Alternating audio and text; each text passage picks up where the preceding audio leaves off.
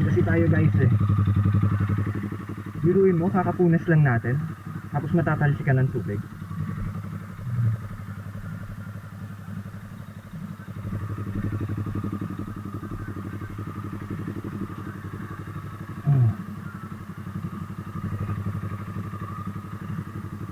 Alright, so ano lang tayo, magre-rehydrate. Rehydrate lang kasi nakakauhaw. And gusto natin na healthy tayo lagi may electrolytes sa katawan. So ano pang hanapin natin, diba? Okay, so kita ulit sa biyahe guys.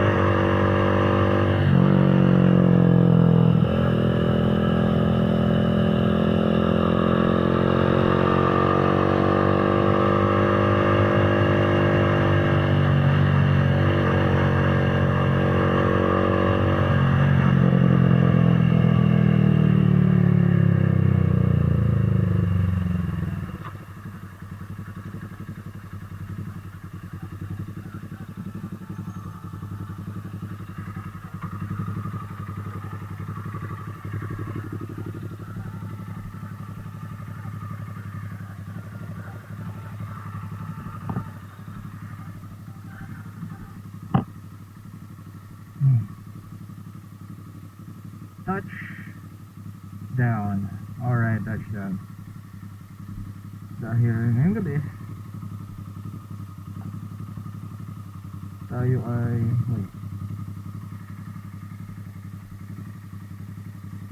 ay nag-ride lang. Dilim.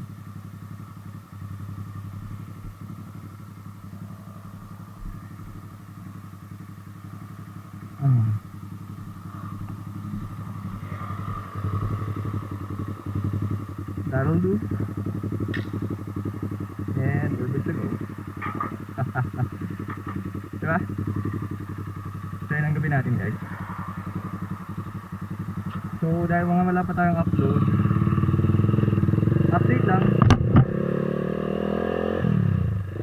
Medyo busy pa tayo sa work kaya hanap pa tayo ng time para makapag-upload tayo. Eh makapag-travel tayo dahil ano ngayon eh. Timing. Huwag madaliin lahat ng ride.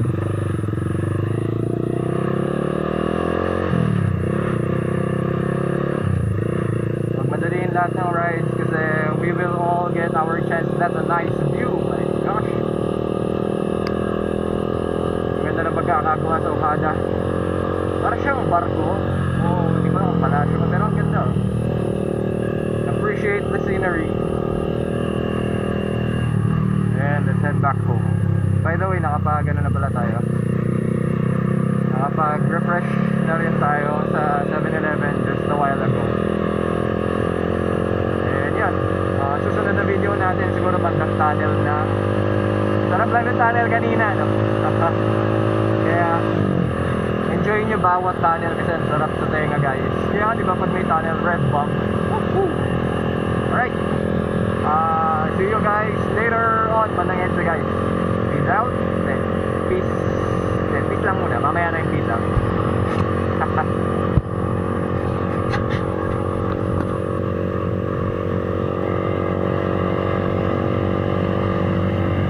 Always remember, look where you want to go.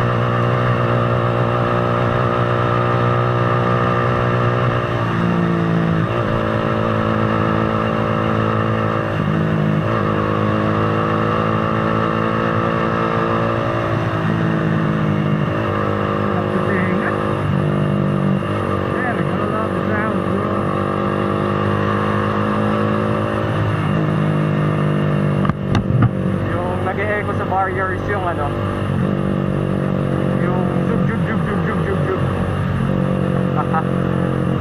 Sarap sa tayo ganun.